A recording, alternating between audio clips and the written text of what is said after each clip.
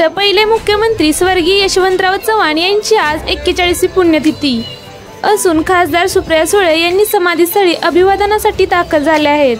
सोबत राष्ट्रवादीच्या पवार पक्षाचे प्रदेशाध्यक्ष शशिकांत शिंदे, माजी सहकार मंत्री बाळासाहेब पाटील, सातारा नगराध्यक्ष पदाचे उमेदवार सुवर्ण पाटील, शिवसेना गटाचे नेते राजेंद्र सिंह यादव, त्यांच्यासोबत लोकशाही आघाडी आणि यशवंत विकास आघाडीचे सर्व नगरसेवक नगराध्यक्ष पदाचे उमेदवार स्वर्गीय यशवंतराव चव्हाण यांच्या समाधीस्थळी प्रीतिसंगमावर आले होते।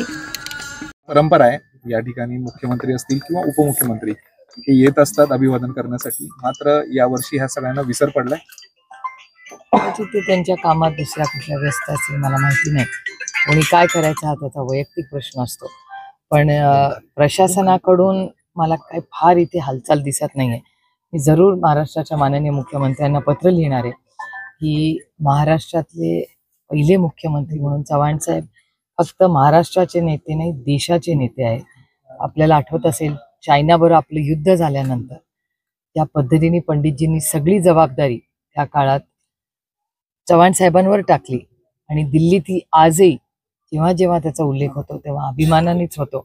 आणि नेहमी की जेव्हा हिमालय अडचणीत होता तेव्हा आपला हा सह्याद्री देशासाठी धावून गेला होता, हा इतिहास कधीच कोणी विसरू शकत नाही। आणि चव्हाण साहेबांचं योगदान मग फायनान्स मिनिस्टर म्हणून असेल, एक्सटर्नल अफेअर्स मिनिस्टर म्हणून असेल किंवा डिफेन्स मिनिस्टर म्हणून असेल, हे खूप मोठं राहिलेलं आहे।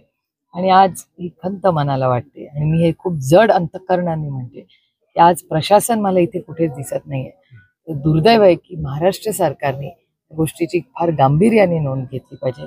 आणि मी स्वतः महाराष्ट्राच्या माननीय मुख्यमंत्र्यांना आजच पत्र लिहिणार आहे की ही गोष्ट हे म्हणजे सरकार कोणाचंही असू दे, इलेक्शन्स येतील जातील, सरकारही येतील जातील, पण काही प्रथा ह्या पाळल्याच गेल्या पाहिजेत आणि चव्हाण साहेबांचा मान सन्मान हा केलाच पाहिजे।